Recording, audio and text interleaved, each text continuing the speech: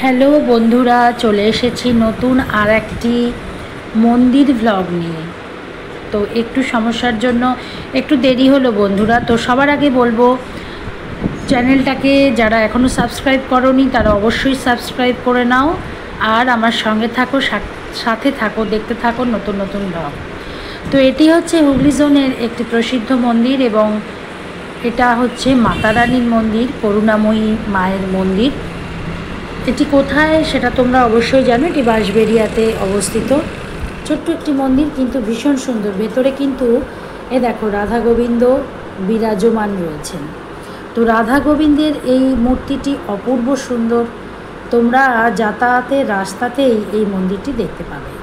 তো আমরা এবার চলে এসেছি নতুন আরেকটি মন্দিরে, হুগলি চত্বরে, হুগলি জোনের সবচেয়ে বড় রাম মন্দির। এত বড় রাম মন্দির হুগলি চত্বরে আছে বলে আমার জানা নেই।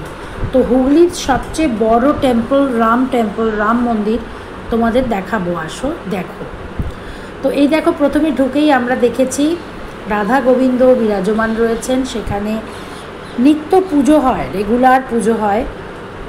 এখানে রাম, সীতা এবং লক্ষ্মণজি এখানে বিরাজমান আছেন। এখানে কিন্তু রাম, সীতা এবং লক্ষ্মণের পূজন হয় সকাল এবং সন্ধে। এবং সবথেকে সুন্দর বিষয় সেটা হচ্ছে এই মন্দির কিন্তু সকাল 7টায় খোলে, রাত্রি 7টায় বন্ধ হয়। তা তোমরা এখানে দেখতে আসতে পারো, এবং সুন্দর সুন্দর এইসব মন্দির ব্লগগুলো তোমরা দেখতে পারো। এবং এখানে দেখো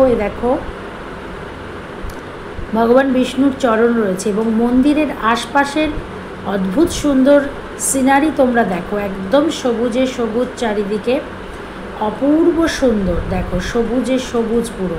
এবং ঠিক এর পেছনের দিকেই হচ্ছে গঙ্গা, মা গঙ্গা বিরাজমান রয়েছেন। এখানে বাবা লোকনাথের একটি মূর্তি প্রতিস্থাপিত আছে। পুজো করা হয় এখানে বাবা লোকনাথ ব্রহ্মচারীকেও, যিনি বলেছিলেন রণে বনে যেখানেই সমস্যায় পড়বে আমাকে স্মরণ করেও, আমি তোমাদের সঙ্গে থাকবো। তো এইবার আছে এখানে লক্ষ্মী নারায়ণ, এবং নিচে দেখো সুন্দর আমাদের গনু ভাইয়া গণেশ। সবথেকে আশ্চর্য জিনিস হলো সেটা হচ্ছে এখানে একদম উল্টো দিকেই হচ্ছে মা গঙ্গা, এবং মা গঙ্গার পাড়েই হচ্ছে এই মন্দিরটি অবস্থিত। ছোট ছোট কিন্তু অনেকগুলো মন্দির এখানে যুক্ত করা রয়েছে।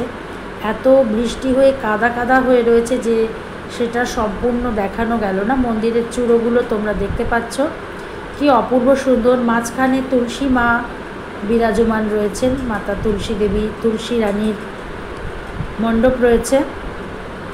এবং পুরো এই দেখো, পুরো উল্টো দিকে যে মূর্তিগুলো, যে ভগবান এখানে রয়েছেন, যে মূর্তিগুলো এখানে আছে, আমি তোমাদের সবগুলোই দেখানোর চেষ্টা করেছি এবং করছি।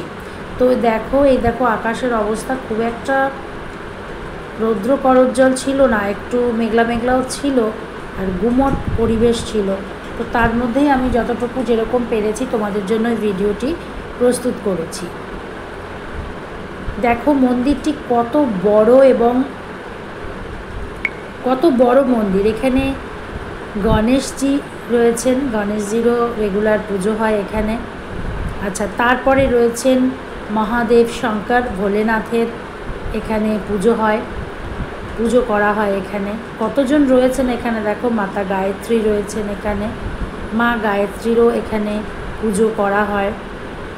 আর দেখো প্রাকৃতিক দৃশ্য, তোমাদের বলেছিলাম গঙ্গার ঠিক উল্টো দিকেই মন্দিরটাই, দেখো গঙ্গা বয়ে যাচ্ছে, মা গঙ্গার ঠিক উল্টো দিকেই এই মন্দিরটি। অপূর্ব সুন্দর, অপূর্ব সুন্দর। মানে না দেখলে, তোমরা যদি না দেখো তাহলে বুঝতে পারবে না।